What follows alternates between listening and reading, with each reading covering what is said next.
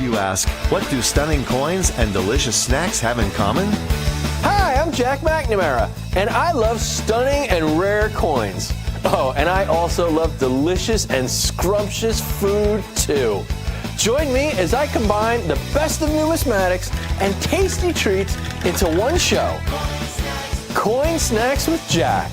Put down that tired bologna sandwich and spice up your lunch as I chat with some of the biggest names in numismatics and eat delicious snacks. From coin news and US Mint releases to rare coins and numismatic oddities. From my all-time favorite coins to ancients and commemoratives, get your numismatic midweek pick-me-up with Coin Snacks with Jack. Plus, we'll eat snacks, lots of them.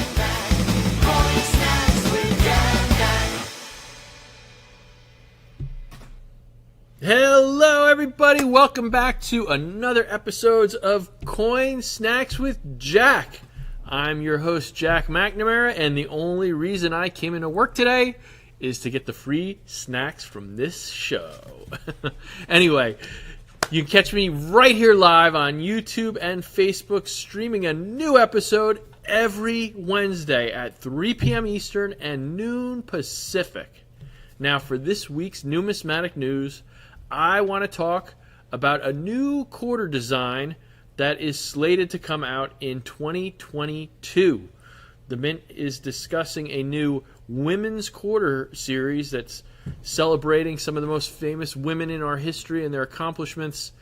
And like we're used to seeing, the quarter is going to depict George Washington on the obverse, but it won't be the same John Flanagan design that we saw from 1932 to 1998, or the Williams Cousins design that we've gotten used to the last, beginning in 1999 with the state quarters.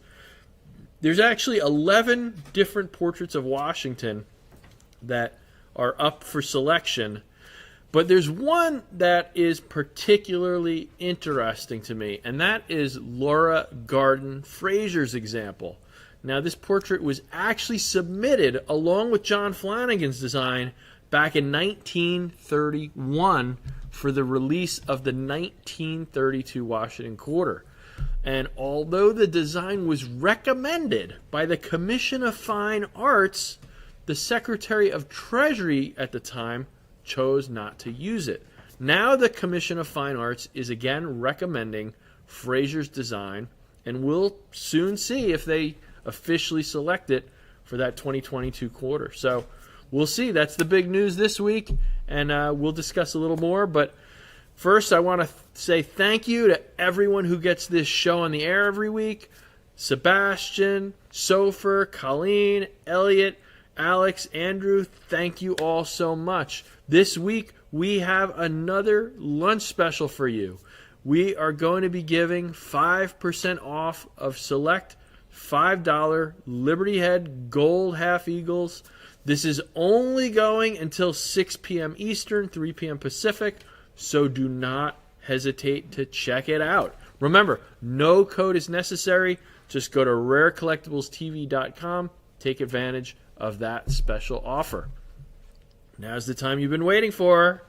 It's time to introduce our special guest. He's been in the business over 40 years. He is a true source of numismatic wisdom. This man has developed hundreds of individual coin collections. He's traded several $100 million in coins and precious metals. You've seen him in our presentations here on Rare Collectibles TV. Today, I would like to introduce my friend, James Gerstel. Hey, everybody. Thanks for having me. How you doing, Jack? I'm great. Thanks for coming, James. How you doing? Anytime.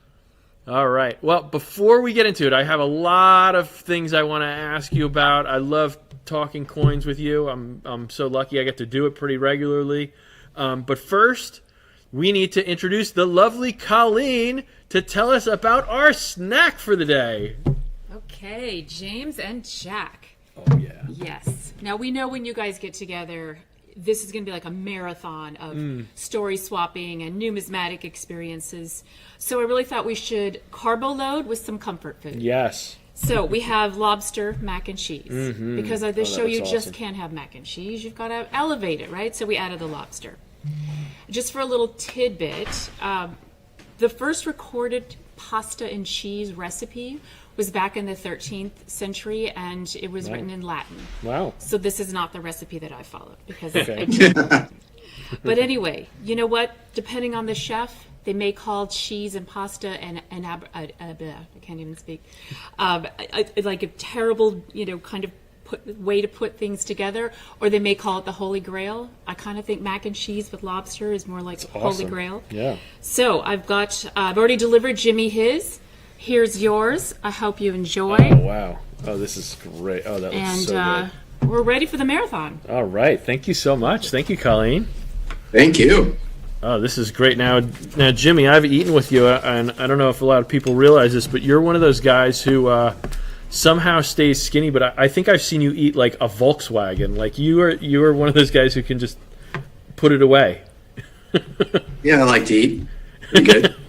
I do appreciate this hors d'oeuvre. It's fantastic. I can't wait to. It's a little light snack. Yeah. This looks amazing. I'm definitely going to chow down while you're sharing with us. So let's get into it. We're going to start with one that we ask a lot of people.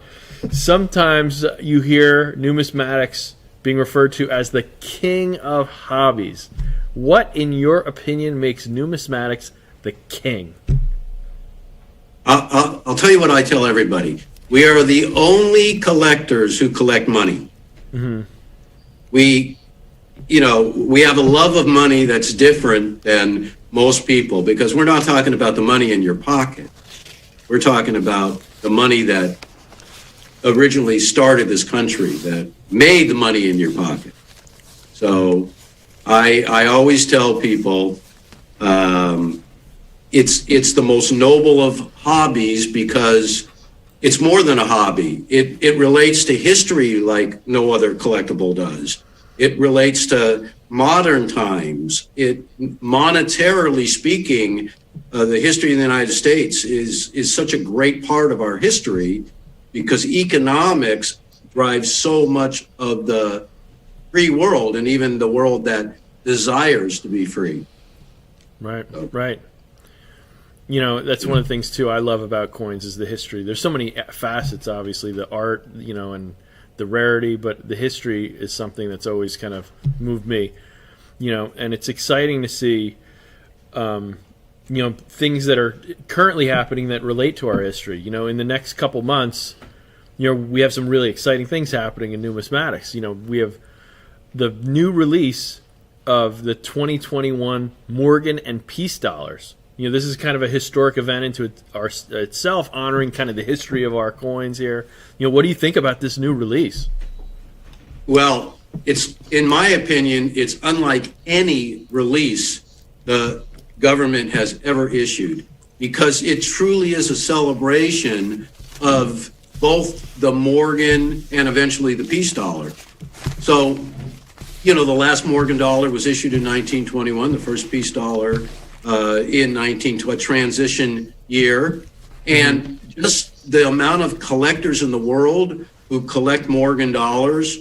And the Morgan dollar is famous because of the fact that to own the entire collection of Morgan dollars in any condition, there are so many rarities that it's a monumental task, and for some people it's a lifetime quest to try to own each and every date, whether it be in uncirculated condition, almost impossible to achieve, or in circulated condition. So it's more than a hobby. It's a pursuit of history.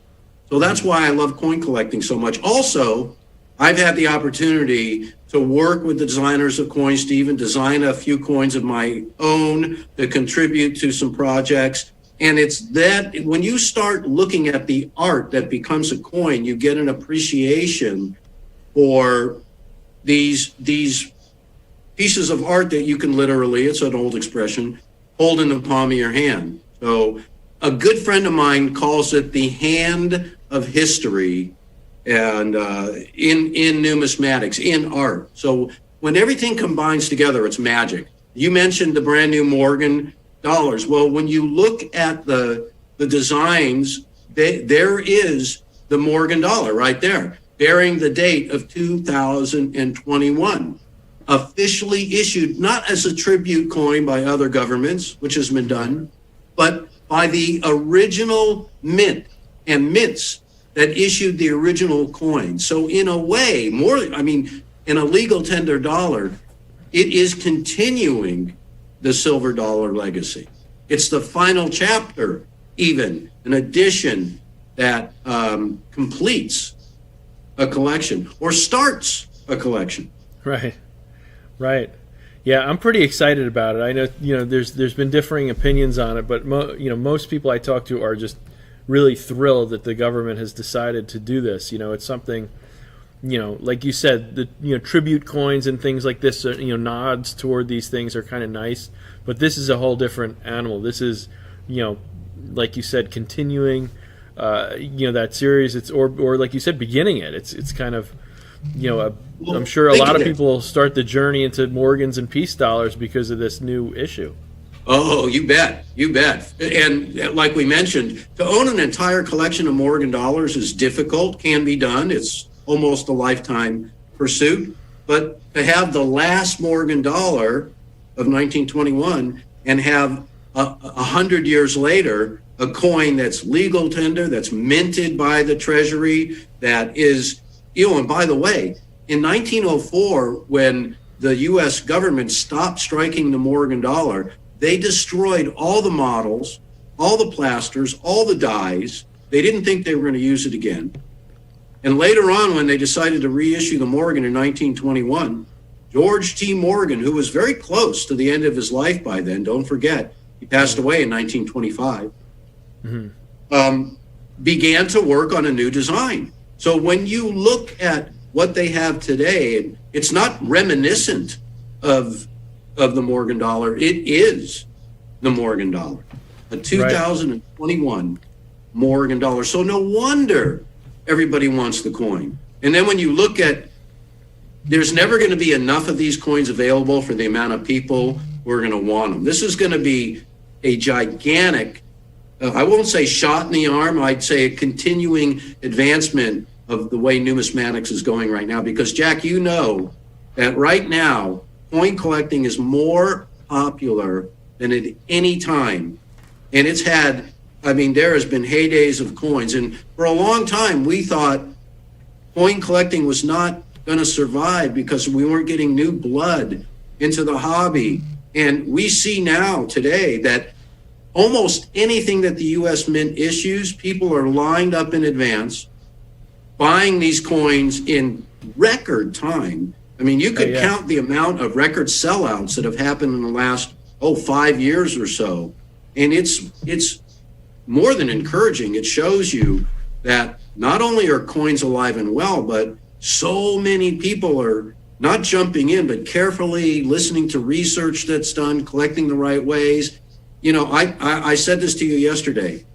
I think that Rare Collectibles TV is different from all the other endeavors out there, and I've been associated with a lot of them, because we do not follow the trends. But what we do is we look to for new trends or for coins that are soon to be, we know they're going to be trending because we look at these coins, there's so many to mention, and we see how below the radar they are. And then you start doing the research about how rare they are in comparison to coins that sell for much more.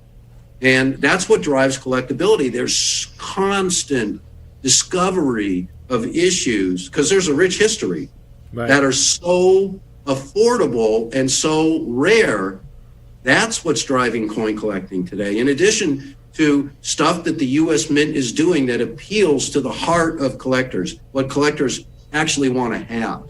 Right, and I think that this issue is just a prime example of that. For years, I think about the issues that the Mint was releasing in the 70s and 80s, and it was just the same thing. They'd make proof sets, and that was it. And then they started making some commems and slowly started listening a little bit to collectors.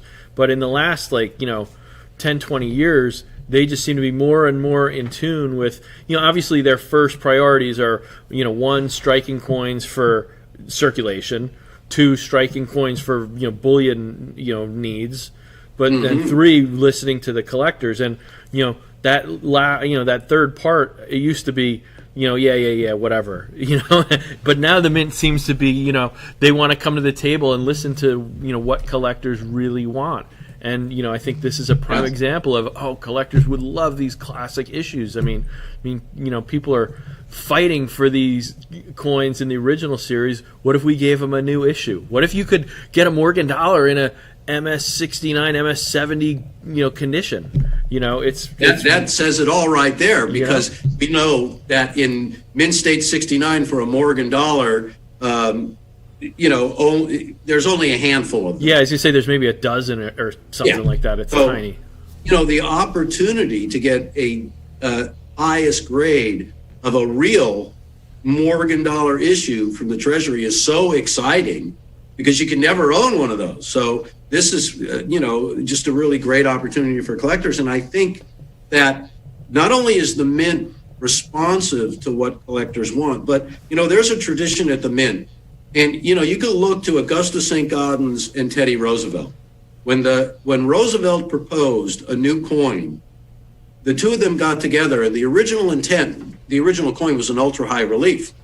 And for the St. Gaudens coin, struck on a 27 millimeter flanget, which was the size of a $10 gold. Right. But though they knew it wasn't going to be a circulating coin, the aim was to illustrate to the whole world the technology of the moment that the Mint possessed, and the artistry, the sculpting ability of these artists who were commissioned outside the Mint to totally redesign coinage. You have that going on in many ways today. Right. So you look at the new reverse of the Silver Eagle. That's a collaboration.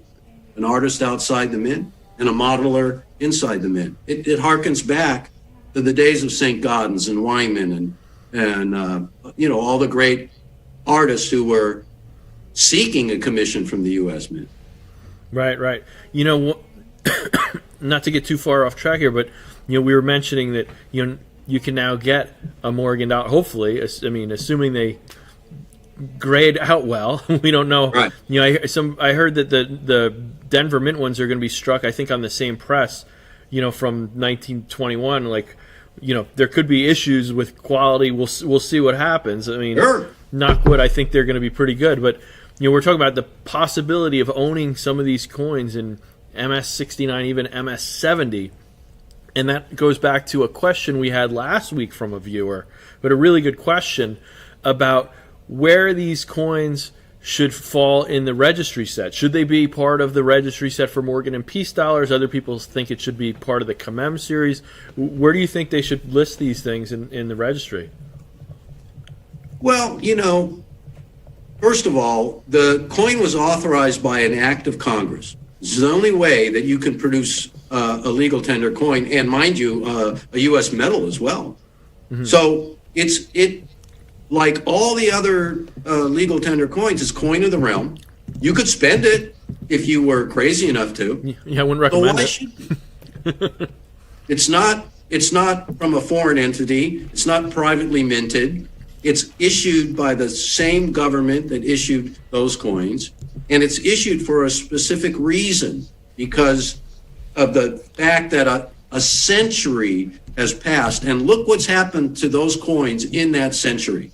Mm-hmm. Originally, money, and today, money. We wouldn't collect it if it wasn't money. So in my opinion, and my opinion goes even further, I think the U.S. Mint should strike the missing Morgan dollars.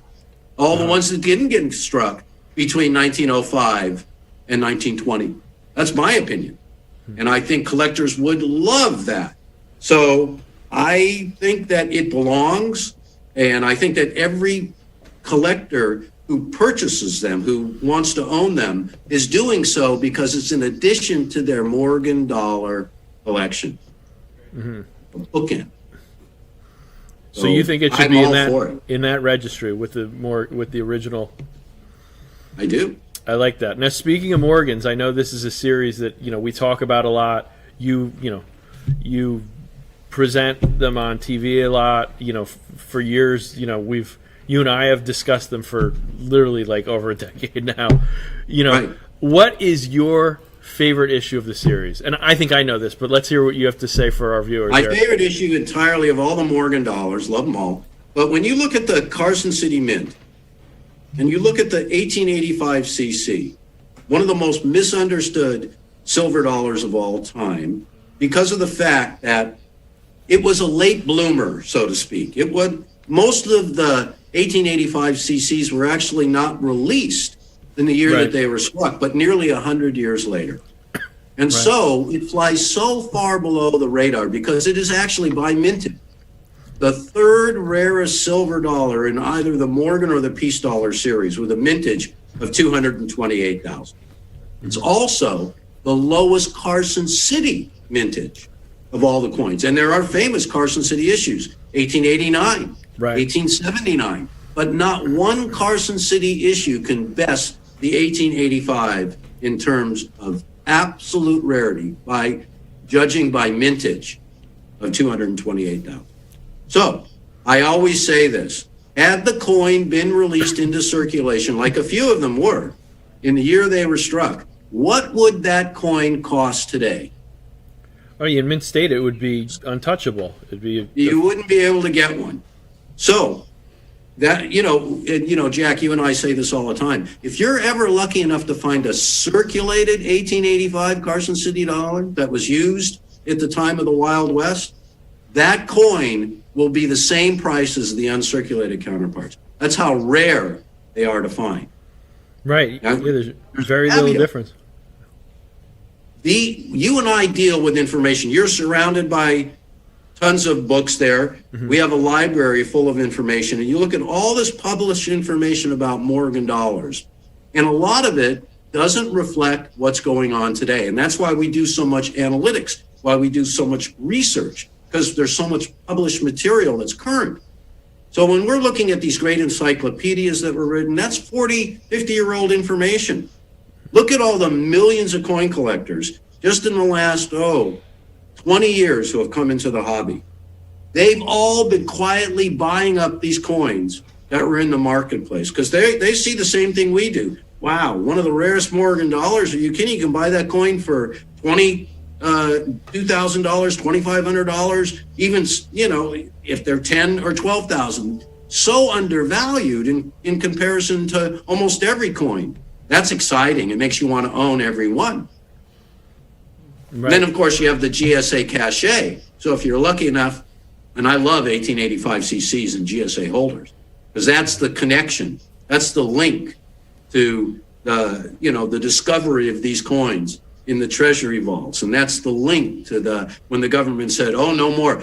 Can you imagine back in the early 1960s, the government paying out silver dollars, but when it came to those silver dollars, they said, oh, no way. No way. Even back then, that coin's worth way more than just payout money. So, that it's a bona fide recognized rarity that still can be collected and afforded by a lot of collectors. And I think that's, a situation, and you and I know this, almost at the end. Right. Almost at the end of being able to get them. They're available only in a trickle these days. Yeah. So all the information we see, just what's current is what is available in today's marketplace, and it's hard to do. Yeah, and things are disappearing pretty quickly, and that kind of leads right into my next question. How is the market reacting to silver dollars?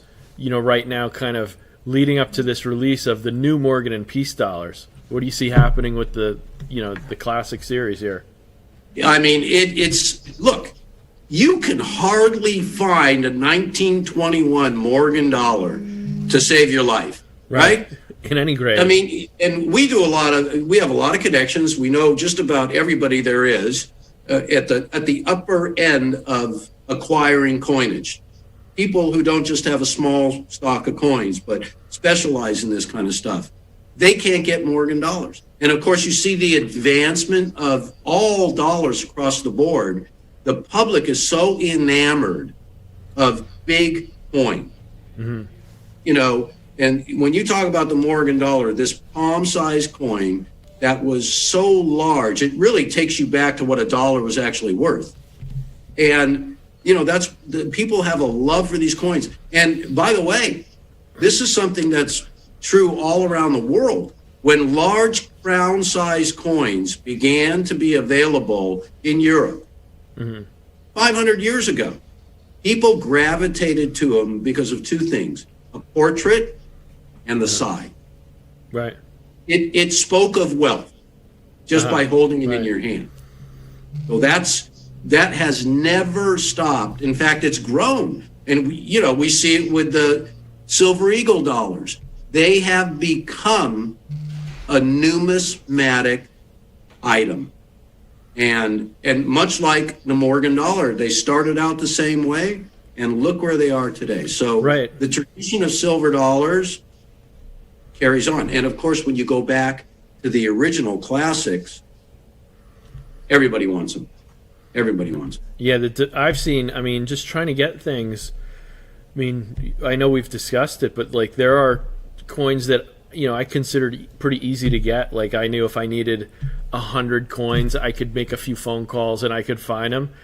And now it's like months of like calling around and like it's like oh you have some? Yes, I have 3. Like oh okay, it's and you know what incredible. The greatest indicator is today?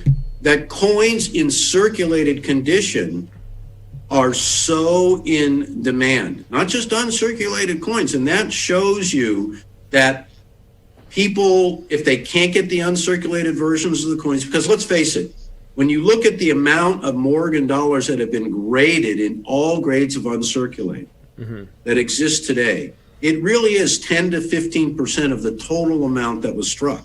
So it's very difficult to source uncirculated Morgan dollars, and so people will turn to, like in all rare coins. You look at the 1893S, really what's known as the king of the Morgan dollar, with a mintage of 100,000.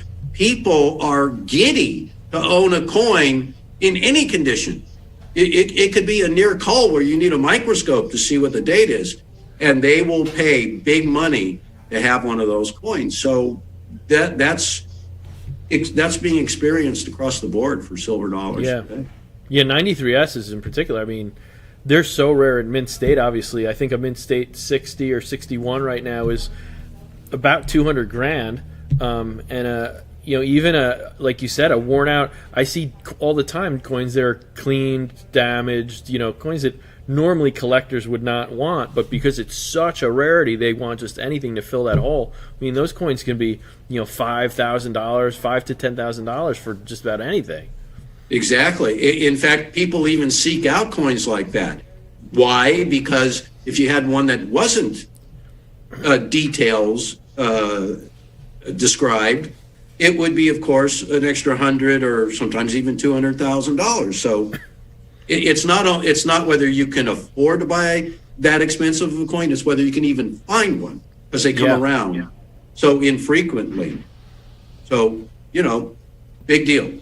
Yeah, I think in mint state, the 93S, I would guess that on an annual basis, probably between 1 and 3 generally, come available, because collectors who are that sophisticated and that passionate pursuing coins that they're going to spend, 100, 200, could be $1 million for the finest known examples. That's right. People who buy those kind of coins, they don't just sell it at a whim then. Like, they've pursued this thing for years, most likely, and once they get it in their hands, they're not letting go. Like, that's something they are passionate about, and that's the crown jewel of their collection.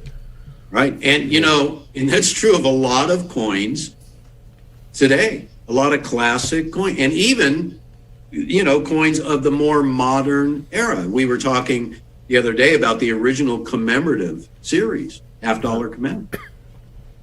Look what those coins are. People are aggressively seeking out those coins because they have a lot of rarity, a lot of value for a price tag that is obviously undervalued. Right. That really drives the market. Now, you've been in the business a while. You've worked with all kinds of different people. What are some of the biggest deals you've kind of worked on, or most interesting deals, regarding silver dollars, or even any other series too? I'll tell you, when I was a kid and I first started in this business, it was the late 70s, and I went from the jewelry business into the coin business. Uh-huh. And when I started working at this coin shop, one of the owners of the shop had a real passion for $4 Stellas. Mm-hmm. And at that time, you could actually buy Stellas and you could collect them. There were never a lot of Stellas anyway. So if you had a dozen or so, you had a huge part of what was remaining. Oh, a dozen is huge. I mean, I don't think I've ever seen more than like 2 or 3 in one place, like in an auction. And I'll tell you, I can remember back then when this company actually, it was 2 partners, and so they split up and they divested the assets. And it was a British company that was located in Beverly Hills, and they purchased about 10, 12, 15 Stellas. And the whole collection, it took this guy his whole entire life to accumulate these coins. Yeah, because it's not like, again, it's like the 93S. It's not a coin that you can just make a phone call and buy a bunch of them. It's you're out there buying one. They probably only come up a handful of times a year too. That's such a rarity. And so, of course, today, I mean, look at the, and the story behind it. And, that's one of the most fascinating things about coins. There really is a story behind every issue, from how the design was selected to the designer themselves, to the metal that was chosen to strike it in, the size of the coin. So much, leads up to issuing a coin. So when you have something so valuable. Now, also, we were talking about pan packs. The pan pack design, the octagonal, the round, that amazing design of the Allen Minerva. Mm-hmm. You'd never seen that before on a U.S. coin. It was so reminiscent of Greek Roman mythology, and you'll never see it again. But look at the artistry there, and the size of the coin. And yet these coins were issued during the Pan-Pacific Exposition that was taking place for the opening of the Panama Canal. Right. And it was, the Treasury sold them. They had a nominal value above face. Yeah, I think they sold them for double face value, right? They're like $100 at the time. It was a ton of money in 1915. Melted. Yeah. So, and numismatically speaking, with the whole entire package that you see there, now you see the original holder behind it, that when the coins were ungraded, they were placed in those holders. That holder alone will cost you what a high relief 20 would cost you in mid-state today. Yeah, a lot of those holders are extremely rare. I know the biggest rarity was, you probably remember this, there's I think only maybe 6 known, but they had different packaging because these were sold at the Pan Pac was basically like the World's Fair, and they sold these there, and they had a frame. They had one like that we saw there. They had a frame that had one of each coin, but then they had a frame they called the double set that had 2 of each coin, so that it would display the obverse and reverse. Yes. Now, at double face value, you've got 4 $50 coins, so you're at over $400 for this set. I mean, you can imagine how few they sold in 1915. I think there's like 6 of them known. I mean, the frame now is thousands and thousands of dollars because it's so rare. It's a brass frame. It's almost copper looking. Yeah, it's like a hand hammered. They're beautiful with the purple velvet. You have to remove the pins to open it up. Right, it had little screws and stuff. Yeah, right. And the glass top. I mean, that's the ultimate. And hardly anybody. Have you ever seen one in person? I'm sure you have. I saw one when I was at Stax. We auctioned one. Now I remember before that time, these things were even more money because they're before coin grading, the big collectors wanted to put their coins in that frame. Now because of certification, people display it next to the coins, so it's still worth a fortune. But coin grading made it a little less in demand because you can't put the coins back into the holder. Right. But really, for those who, there are connoisseurs who, want to buy a $2,000 bottle of champagne, right? So, right. When you have the ultimate coins, oftentimes you want to have the ultimate pack. Exactly. So wait, to go backwards a little. So you talked about this deal of Stella's. You said how many were there? It was more than a dozen? Yeah, more than a dozen. I know you've told me about that story before a bit. And then what happened? So they took how long to build this kind of amass this? Well, I'll tell you, when I met, I had a buddy who we grew up in school together. Okay. And his family was in the banking business, and his father went partners with somebody in a coin shop. And this person had been into coins since he was a little kid, and always, starting in the 50s, the early 50s. And that was some of the heyday of being able to buy some of the greatest rarities today that you can't even find. And these coins were some of those coins. So, I think the thing that was lamented by everybody who was part of this little circle was even letting those coins go. And it was probably the biggest mistake anybody's ever done in numismatics. So, yeah, it was, even at the time, I didn't realize myself the value of those coins because the market just wasn't there. But shortly after that, the market really started to accelerate. And of course, we see where it is today. And if there is ever one of these coming up for auction today, it is going to be a major newsworthy event. Right. Yeah, because even and the story of the Stella is fascinating too. A coin that was really issued for the benefit of Congress. Right. Well, it was. I guess the size was because it was trying to compete with international trade. Right. It's the same size as is it a 20 franc or a sovereign? I'm trying to remember. It's one of those popular European coins. I think it was sovereign size. Yeah. Yeah. And then there's of course the rumors of how these coins left the government because it was essentially, intended as a pattern. Right. A lot of it got turned into jewelry. Right. But they're originally, essentially a pattern. That's right. But it kind of becomes a non-pattern when you produce 400, which for a normal issue is tiny, but for a pattern that's significant. Quite large. But then, of course, the rumors are that these were given to Congress and VIPs to review, and the rumor, I'm sure, as you know, is I see you smirking and you were alluding, is that these kind of escaped the grasp of the government because they were somehow turning up in Washington D.C. area brothels. That's correct. right. So that's the legend. That's the legend. Now, whether there's a lot of great legends for coins. Anna Willis Williams is one of the greatest, right? Right. All these stories. Some of these, like that one, we're not documented. Some of these we know from mint ledgers and national archival documents and things. That room, how the Stellas made it to the public hands, I don't think they documented that. There were no camera phones at that time, luckily for those guys. I guess, lasted to this day, right. And the thing today, you mentioned the Washington Quarter earlier, the new version of the Washington Quarter, and it's like I've seen a lot of commentary on it. It's so favorable, and the advancement of the series, and the original design of Lauren Garden Frazier, that should have been the original design. That, in my opinion, renders Washington in a completely different way. Even though it's similar, nothing, in my opinion, like the current designs. And of course, the original 1932 Washington Quarter was originally intended to be a one-year type issue to honor Washington's 200th anniversary of his birth. Right, it's going to be a circulating commemorative, like the bicentennial quarter or like a state quarter or something.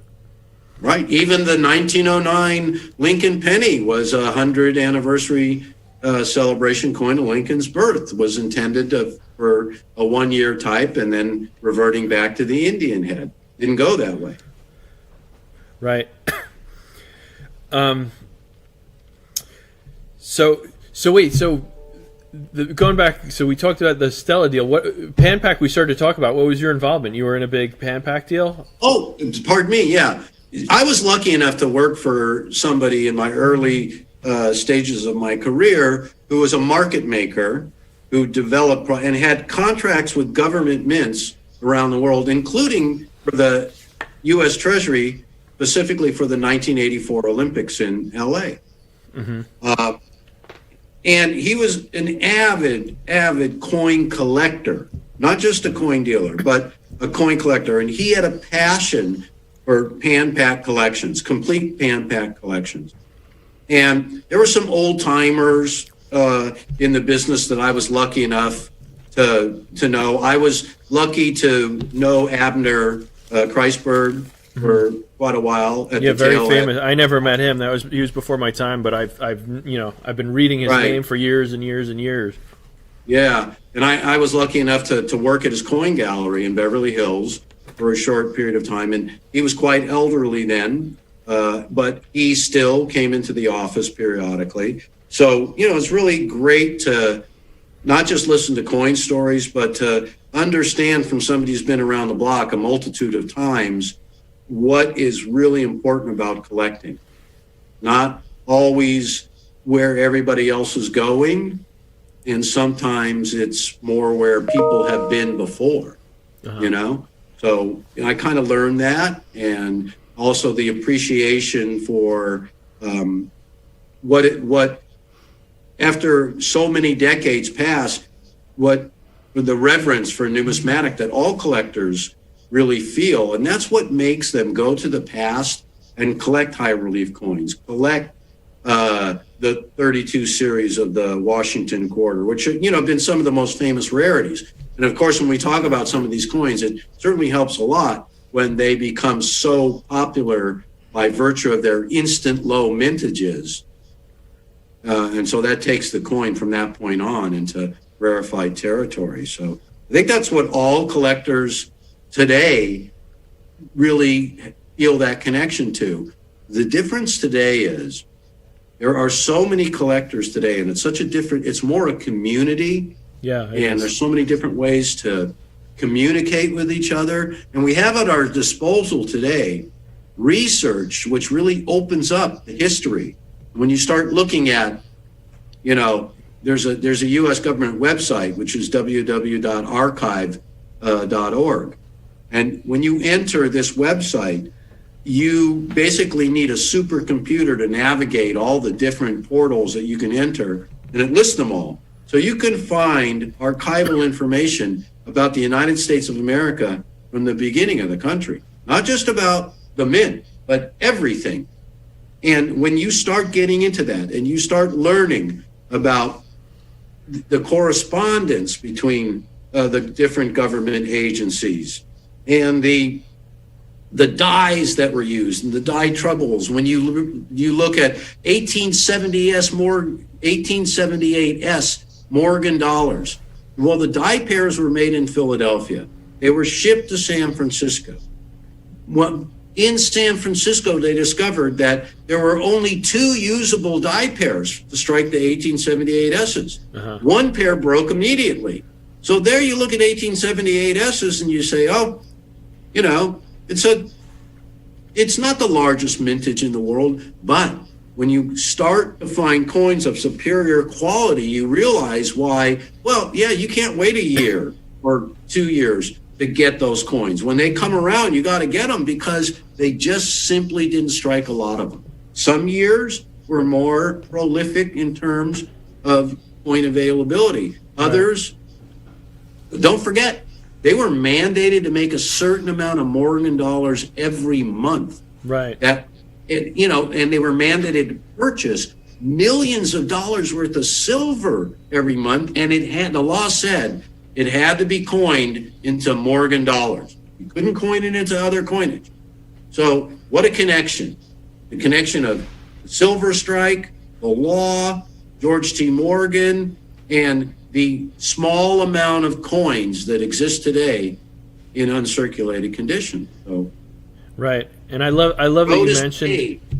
I love that you mentioned earlier talking about kind of the stories these coins tell, because I really think that's why pretty much all of us collect. It's the stories, and the stories can be from so many different angles. It's the history with Roosevelt and St. Gaudens and their desire to beautify our coinage. I love a lot of these colonial coins. The artistry is extremely crude. These guys weren't artists. They were like blacksmiths and things who were just like, we need money. How do we make it? And, so there's an angle that's, not as much of an art aspect, but, just this can do, make it happen, building a new nation, like just figuring out how to get it by. Sometimes the story is just a story of the rarity. It might just be they didn't make a lot of these, and that's a story unto itself as well. So there's so many of these aspects that I think just attract us as, coin geeks, as especially collectors. When you understand the technology of the day, that's important. When you go back to ancient times, like we had that great, the owl coin, right? Yeah, the Athenian tetradrachms, yeah. Yeah. Look at the artistry of that coin, one of the earliest coins that they wanted it to be artistic. But look at the crude methods to produce the coin, and look what they did. And the same is true of every era of coins. In colonial times, the tools that they had to work with, and the way to strike coins was in many cases, in most cases, technology that had been used for hundreds of years. So, and what they did with it was actually pretty amazing. And then you jump into the time of the early silver dollars with the screw presses and horses down in the basement of the mint, and how they jumped from there to, when did electricity come along? When did steam come along? Right. And so you look at these coins of earlier versions, and the fact that they're so artistic and so well detailed. Yeah. And when you realize what they had to work with at the time, wow. It's like building the pyramids with, what did they have? A chisel? And look what they did, right? So, you take that into consideration, and that's the respect you get. You look at how to make a coin, how a coin is made. The production of how a coin is made is something that, if you really get into it, you gain an appreciation for coins that you would never have had. When you look at these crude machines, just for reducing the art, the sketch, the plaster, the galvano, down into the coin itself, that is talent. That was all in the hand, all talent. There were no, technological advancements other than the coining presses that could do it. The dies were cut. Steel dies were cut by hand. Right. It's interesting too. You talk about that, because I was just thinking again. We talk about ancient coins, colonial coins, modern coins, and understanding how they're made. You start to understand. When you look at these coins, like one thing that was coming to mind is, colonial coins, an area that I really love. There are certain colonial coins that if you're a novice and you look at that coin, you might think it's an old, worn-out coin. It could be an uncirculated coin. That's the technology. They didn't have a press that had 40 tons of pressure. They had a guy who barely scratched out a design in the die, and they kind of made it, and it has flat detail or it's missing detail, but that's how they were made. And it to take it forward to we're talking so much about Morgans here. I find it fascinating that Morgans vary from issue to issue, from year to mint. The way the fabric of those coins, the luster, you're talking about 78S, they only had so few dies, but they must have been polishing them a lot more in San Francisco those first 5 years or so, because they also had new coining presses at the time, right? Right. So you have that look where they have a more flashy luster. They have a more, even if they're not technically proof-like, they have a luster that's more akin to a proof. It's a more mirrory look versus Omens or Philadelphia issues that have a more satiny, frosty type of a luster. And the rims are a little different. Some are a little more rounded and more just, and I was basoning of the dies. Right. When you start to, there's a misconception that coins that are struck at New Orleans were overproduced, and that's why some New Orleans coins lack detail. But the real truth is, it wasn't overproducing of the coins, it was the basoning of the dies and how it was done at that particular mint. So the expertise was not employed the same way it was at San Francisco or it was at Philadelphia, because those are two mints that were prolific as well. So when you realize that, then you start to seek out those coins that have the proper dye treatment that makes them almost indistinguishable in the right grade from a San Francisco struck coin or from a gem Philadelphia coin. So one thing collectors know today, because there's a lot of published material, and I got to tell you, I said this to you, what I love about Rare Collectibles TV is we don't go the easy way. We don't take the easy way out, because there's product out there. We sell a lot of $20 double eagles. And yet, very, very rarely will you see us sell dates that you've ever even seen people sell before. Most of the time, what I mean to say, if I might have got that backwards, we go the hard route.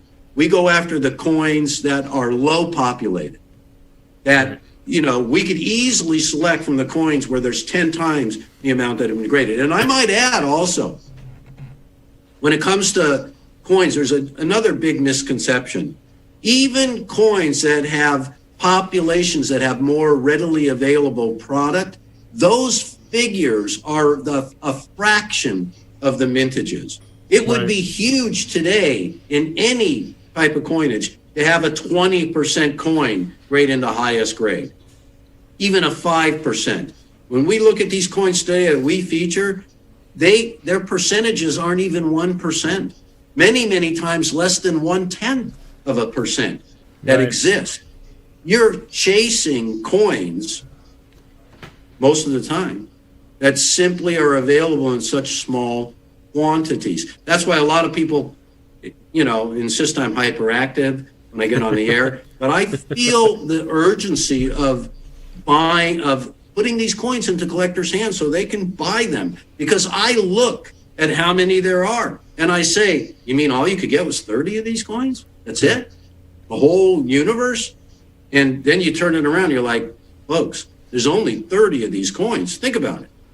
We bought this collection from somebody who spent years putting it together, and he could only come up with 30 coins. So that's the rarity of coin collecting.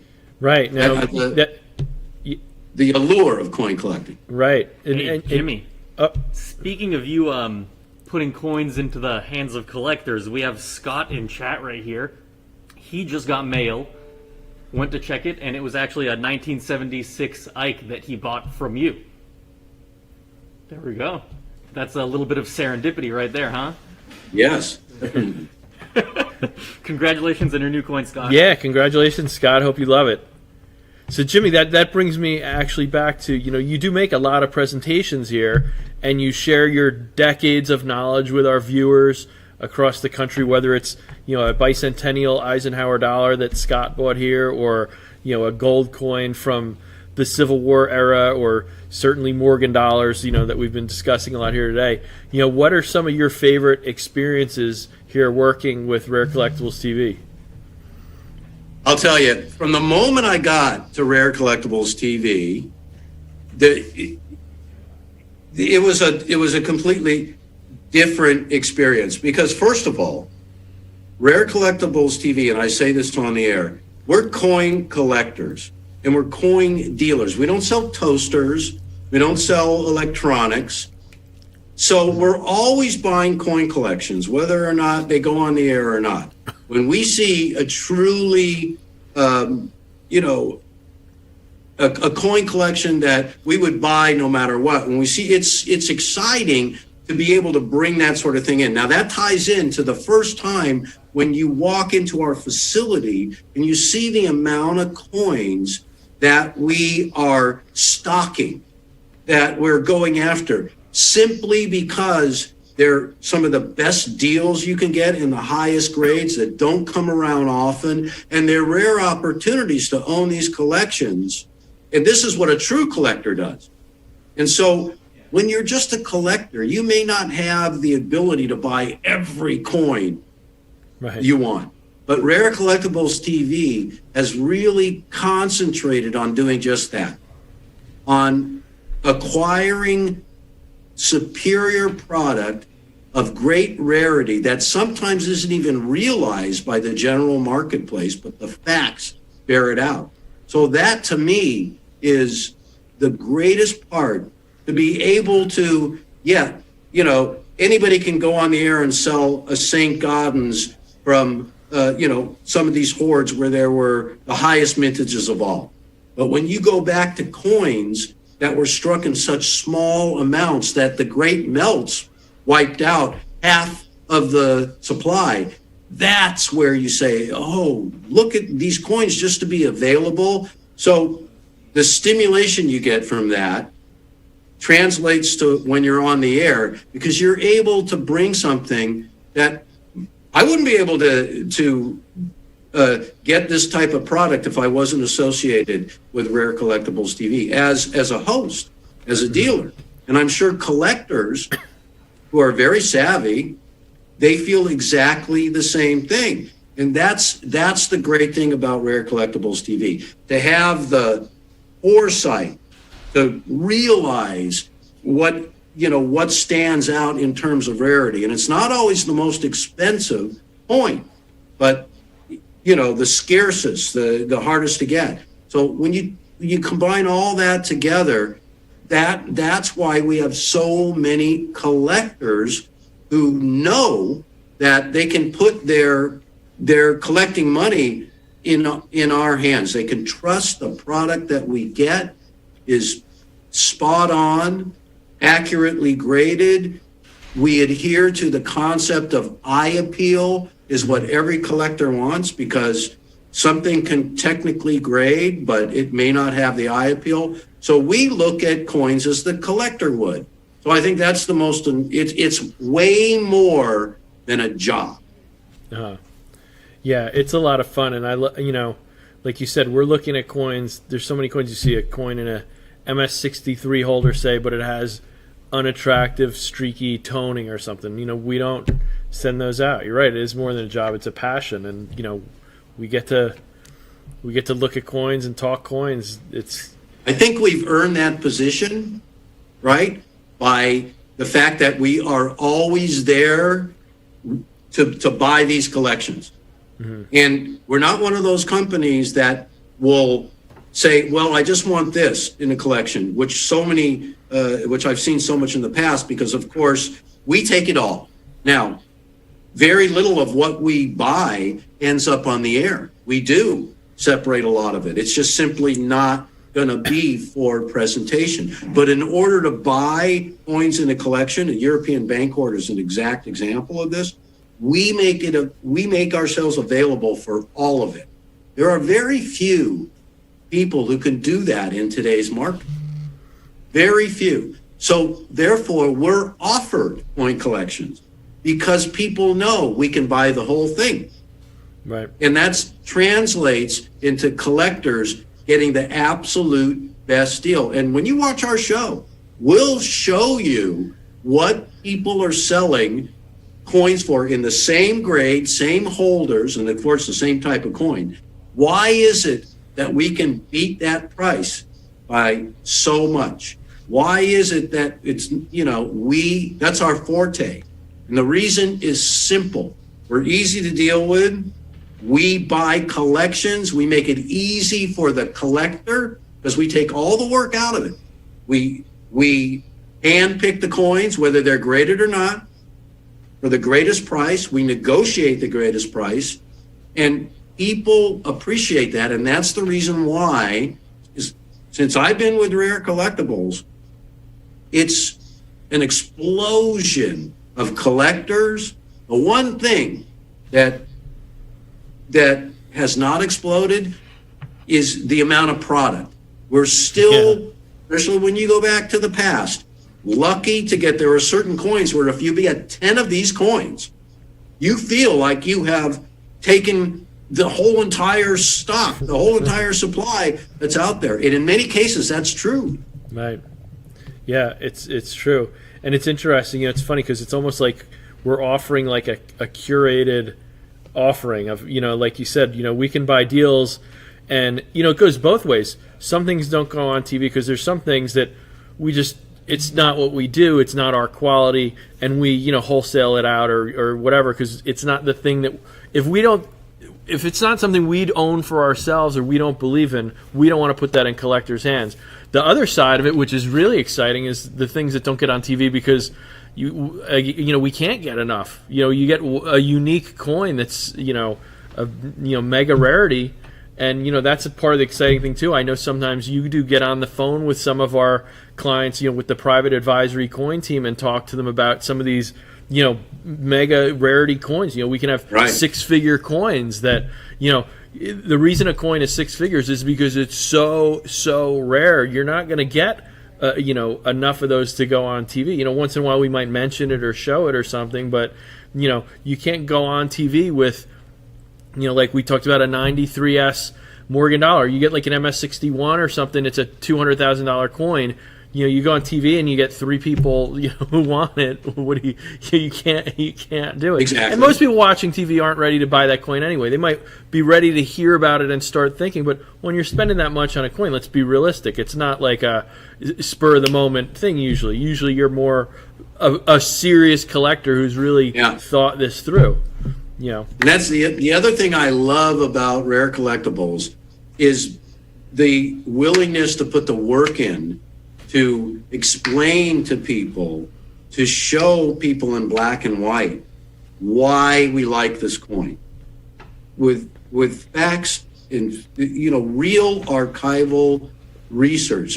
For every presentation we do, this, there's hours of work that goes into bringing even a 10 or 15 minute, 20 minute presentation.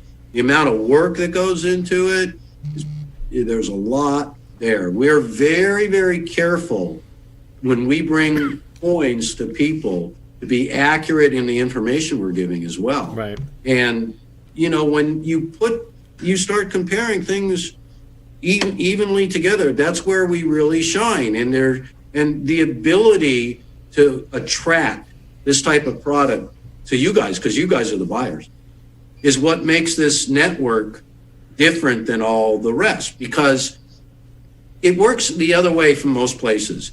People come to us with the best product, totally different than any other place I've been, where you have to constantly be knocking on doors to get the greatest stuff. And you know what you'll find if you're not Rare Collectibles TV, if you're somebody else? Sorry, it's already gone. And then a little while later, you'll see it on our network. That tells you where we stand. And it's a big deal because we're right up there at the front of the line to get the product that we want, not at the back. So, we are in a unique position that's been developed not by luck, but by hard work. Right. One of the things, too, that I love, that I think you're kind of the epitome of, though, besides all of the research we do and to get all this information, is, like you said, we're not guys who also sell toasters and, electronics. We are here because we are coin guys. I've collected coins since I'm a kid. You've been doing coins for decades. We love coins, and there's that passion that we have for it that we just want to share with people. And I love, this happens, the viewers don't realize this, but pretty much once a week, twice a week, as you're researching for your presentations, you have this light bulb moment where you discover some bit of information that we didn't realize before, and you come running into my office and start telling me, did you know this and this? And I'm like, wow, that's really cool. And one of the things I love about coins is I learn something new every day. I mean, I know a good amount of stuff at this point, but there's always some new little angle, like whether it's a little story or it's a mintage or a population that's lower than you would have expected, or some hoard, or there's so many different facets. Or a melt that took place. Right. Wow. The casino industry in America was responsible for destroying millions and millions of Morgan dollars. How did they do it? They scratched the dates off so people wouldn't take the coins in the early days from the casinos, right? Right. So, when I first got into the business, the metals were going crazy and people were melting every single piece of silver they could get so they could be turned into bars, right? Going to Vegas and getting silver dollar bags and bringing them back, taking them to refiners and converting them into bars. So untold millions of coins that the government couldn't even keep track of. That's how you explain what remains today. Right. Yeah, because we know about all those big melts that happened in the in the 1930s and in the 1960s and World War II. There's all these melts of coins, but who knows unofficially what was melted too? A lot of this stuff, like you said, for silver dollars. I mean, I was too young, but 1980, I know tons of guys who tell me stories of trading hundreds of bags of silver dollars a day that were they're getting melted down. Right. 90% silver, quarters and halves and things. I mean, there's stories that when I worked at Stack, some of the guys would tell me they worked for. I forget the guy's name now, but there was another guy in New York who was a big scrap dealer. They said there'd be a line literally a block long to sell them silver. There'd be a line a block long to sell them silver. They said by 1 p.m, they'd stop buying because they were out of money. They'd say, we're done for the day. They would then count everything and bag it up and go take it to the refiner to melt it. And they said literally the floors would be sagging under the weight. There would be so much weight. Another guy that worked with me told me he got into the business at that time. What is it? Steve Goldsmith. He worked with Narat. They worked for what is his name? Jules Carp in New York. Downtown New York. And he said, I worked in a basement in 1980, and my job literally all day long was doing this with bags of silver. Right. All day long. He said I was like 20 years old, and we just 55-pound bags of silver coins all day long. All that got melted. And that's not even the ones that we talk about, that we know about officially, that we can show you on a chart. This amount was melted by the government. Who knows how many more of these things disappeared that way? Well, we come eventually to say, well, with so few coins being populated these days, and so few of these great Morgans being certified in uncirculated condition, where'd they all go?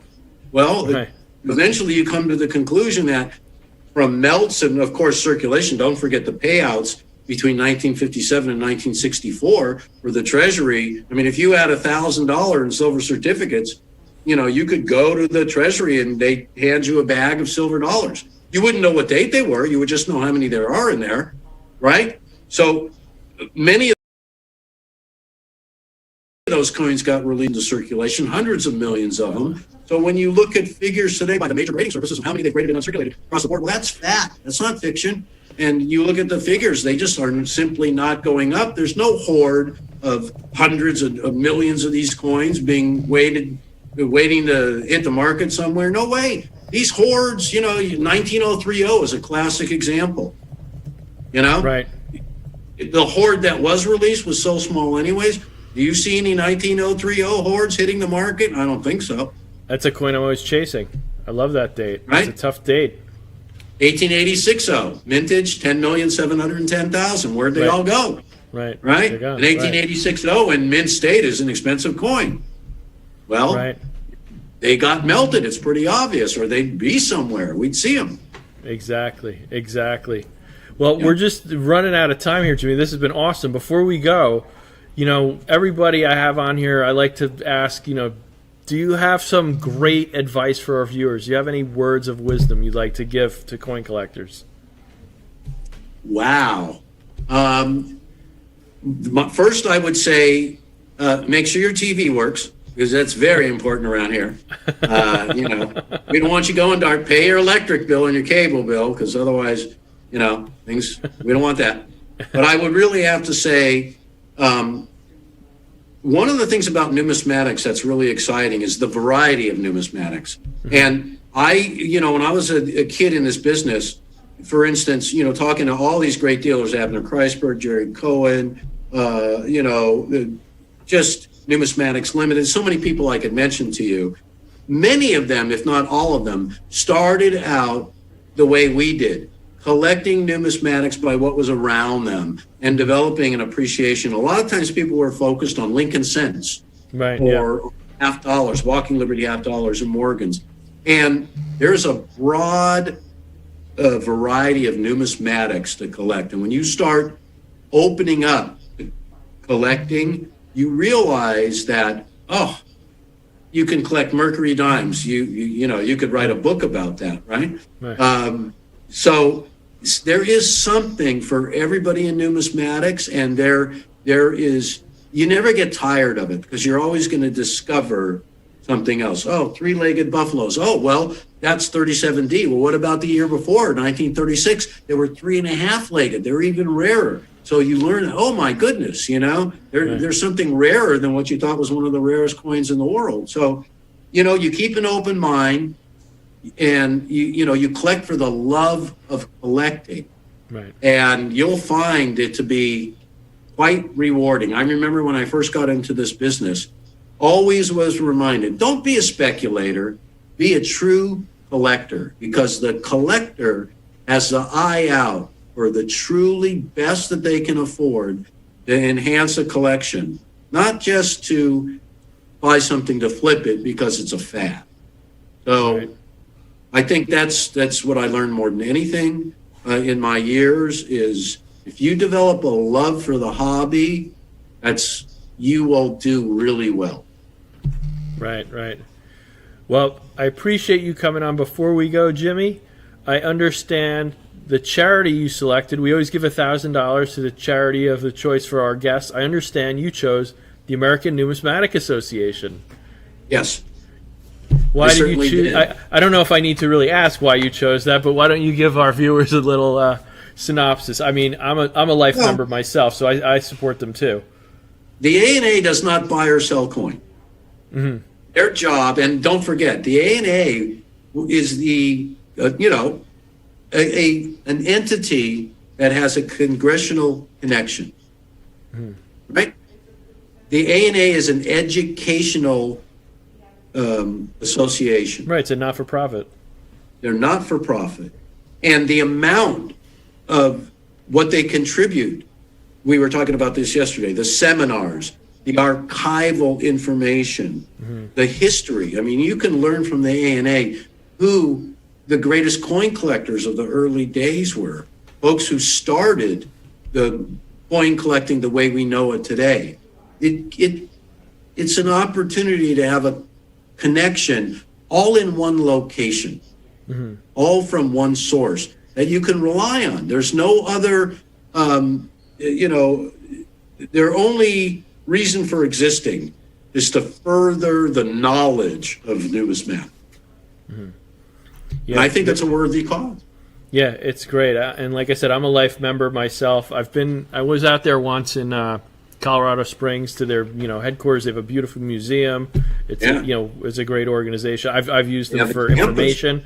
You can email them, and somebody, the librarian will go make copies of some information from a rare book they have. So they're a great organization. So yeah. So we're happy to help support them, and thank you, Jimmy. Always appreciate. I'm used to calling you Jimmy James more officially, but we've known each other a while. But thank you so much for joining. It's always fun talking coins with you. It's been fascinating, and just really appreciate it. So thanks. Well, thanks for having me. I had a great time. It went by pretty quick. I think we extended over, but hey, I'm long-winded. When we get talking coins, it's hard for us to slow down. I know how it is. Exactly. But I had a great time. Thank you so much for having me. Sure. Enjoy your mac and cheese. Yes, I will. Now, thank you, everybody else, for joining me today on Coin Snacks with Jack. Don't forget to like this video, subscribe to our channel. We're streaming every week on Facebook and YouTube, 3 p.m. Eastern, noon Pacific. So tune in for your weekly dose of numismatics. And don't forget about my lunch special that's going on until 6 p.m. Eastern, 3 p.m. Pacific. That's 5% off on selected $5 Liberty Head Gold Half Eagles at rarecollectiblestv.com. So make sure to take a look at our selection. You don't need any special codes or anything. Those coins will already have that discount, the selected $5 Liberty Head Gold Eagles. So check it out again, rarecollectiblestv.com. Thank you all so much for joining us. We will see you next week for another exciting episode of Coin Snacks with Jack. Thanks for watching Coin Snacks with Jack. Don't forget to like this video and subscribe so you never miss an episode of Coin Snacks. Visit us at rarecollectiblestv.com.